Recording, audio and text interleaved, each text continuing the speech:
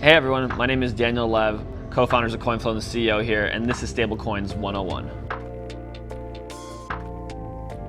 Yeah, stablecoins is a digital form of currency. Objectively, all currency will be digital in the coming years, and this is how we spend, save, and use our money today.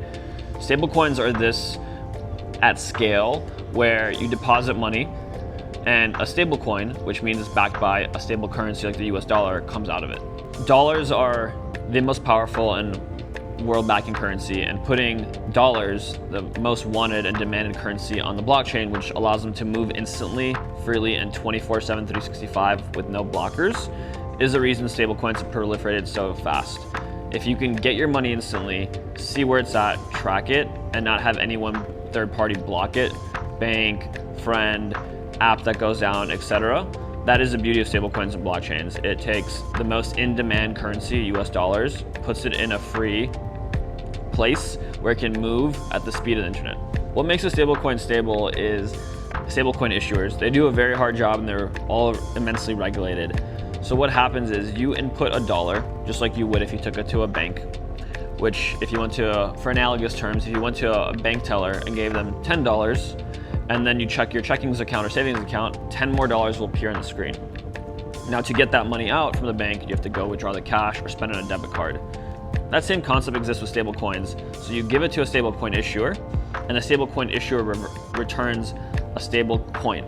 So in the case of Circle, you give them $10 US, they give you 10 USDC, and that USDC can be moved, held on yourself. You can privately hold it, and you can move it instantly anywhere in the world where stablecoins are accepted, swap between other stablecoins, etc. Stablecoins are widely used because they're instant, they're cheaper, and they move much, much faster. For example, when we first started Coinflow, we had to move money to Europe as we have a regulated European business, had to pay setup fees, etc. We had our funding round money in JP Morgan, the biggest bank in the world, and when we went to go withdraw and send a wire from our portal, there was no way to actually do that. The bank held the payment, asked for much more information, which is totally valid. They said, you can't do this, you have to come in person. My co-founder and I walked down to the nearest JP Morgan Chase, and we had to sit there and manually do a wire for an hour and a half for our busy day. And that's the beauty of stablecoins. That is not a problem. We have merchants moving tens of billions of dollars a year, all from their secure wallets. They don't have to go to a physical location just to move the money that they own. Stablecoins are immensely regulated and safe, depending on the issuer that you choose. If you choose an issuer like Circle or any other safe stablecoins, then they're totally regulated. They have a lot of laws. And the other good part is that we went through a lot of crypto winter, meaning that stablecoins and crypto were the most heavily scrutinized types of financial institutions. There's over 3,000 banks in America, and none of the banks were as scrutinized as the crypto companies. So the bar to operate one of these big issuers, like Circle, who is now a public company and issues USDC, is extremely high. There's laws passing at the federal level. Before that, they already had state money transmitter laws and some other state laws, like New York has a BIT license that is additional scrutiny that they operate against. So it's all about, just like having a bank or any financial institution or fintech, finding the right one that's properly regulated, and Circle and a few others like Braille are institutional grade, properly regulated, have secure and safeguarded funds, which you can use stablecoins at scale.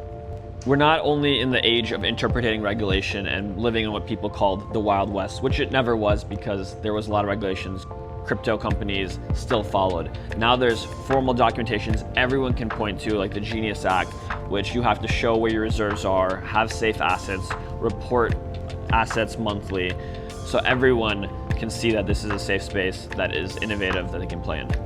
Coinflow is the conduit between traditional financial money, like bank rails, card rails, wallets like Venmo and PayPal, and anything you want to pay in as a user to a merchant, we allow that to be accepted by the businesses. And instead of the businesses waiting 2 or 3 days to get their money, we instantly move the money in stablecoins. And not only do we move in stablecoins, it's all under the hood. We use regulated issuers like Circle and Braille, and those businesses can then save that money, they can spend off that balance, or they can move it to a bank or another fintech like a wallet instantly. So instant money in, all powered by stablecoins on the hood, and instant money out, all powered by stablecoins under the hood as well.